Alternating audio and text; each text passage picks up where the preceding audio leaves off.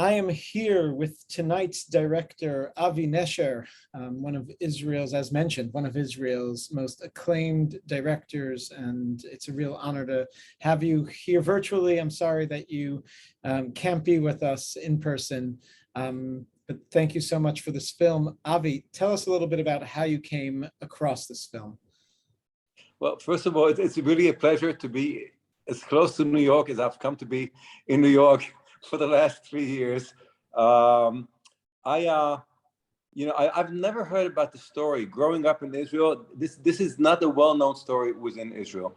And the producer of the movie, Ehud Bleiberg, came to me with this story. And it's a story about a minor battle, in what we call the War of Independence and what the other side's called the Nakba.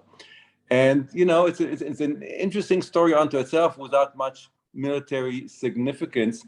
And, since movies about that era in Israel, have changed throughout the years. I mean, there were Exodus and Cast a Giant Shadow, where the Jews were great and the Arabs were villains.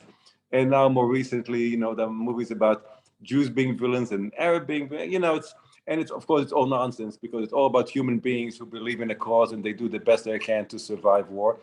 And so I thought, interesting story, but not enough of a reason for a movie. But then I did some research and I found out that this battle was filmed. It was put on camera. And we're talking 1948, no cell phones. And I was just wondering, how come somebody shot this battle? And apparently it was shot by a young Egyptian director who was sent to document for an Egyptian newsreel company the triumphant conquest of the Holy Land and the liberations of the Palestinian peasants. And I thought that was so interesting. There was somebody my age, a young filmmaker, present there. And then I tracked down some of those other newsreels, and it was fascinating, and he also kept a journal, which I read some of his writings. And I thought it would be really interesting to tell, two different stories that are derived from one set of facts, which is the tragedy, of course, of the Israeli-Palestinian conflict, because everybody is right and everybody's just, and we just have two completely conflicting stories based on one history. And I thought it would be really interesting to tell the story from two different directions, and to do it in the most humane way possible, not to cheer for one side or another. The title, Image of Victory. How did you come up with that title? I'm curious. Because, in many ways, much like our times, the battle was staged for the cameras. This particular battle is more of a battle of narratives than a military battle. The Israeli side had a story to tell, and it was really important to defend the kibbutz, to protect that story. The Egyptian side had a story to tell, and was really important, to conquer the kibbutz, to tell that story. And the leaders of both countries navigated that battle, based on narrative issues and not political issues and not military issues. And I just thought this really pertained to our time, when everything is story, and story is the greatest weapon that we know.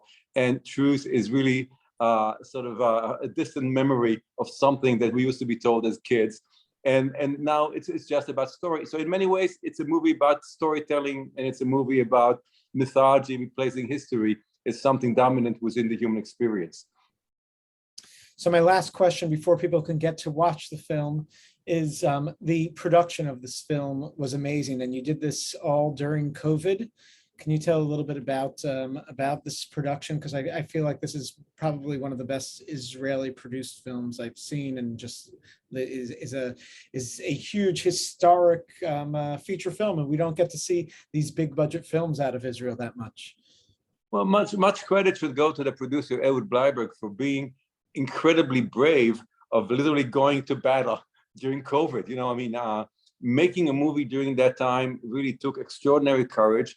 And it's a complicated movie. It's a period piece. We had to recreate the Egyptian army. We had to recreate it. We built a whole kibbutz from scratch. We built an Arab village from scratch. It was very, very ambitious. The cast was extraordinary. It's a very young cast. We were all locked away in some distant desert hotel in the Negev for 3-4 months, which in a way led to great camaraderie. both Israeli, Jewish actors, Arab actors. It was a great experience, and each day that we shot could have been our last day. I mean, all it took was one person getting sick, and this movie would have been shut down. So in many ways, we felt like, it's almost a cliche. If this is going to be our last day of shooting, it better be a good one, and so each shot needs to be great, and each performance needs to be great. And there was something really interesting about the way we went about this in a very deterministic kind of a way, and maybe it put an extra oomph, in the story itself. But the production wise, I really take my hat off to the producer Ehud Bleiberg. It was extremely courageous to do this under the circumstances. Avi, thank you for this amazing film, and thank you for taking time. And we hope to have you here in person next time. I miss New York an awful lot, and I hope to be in with my next movie. Thank you. Thank you.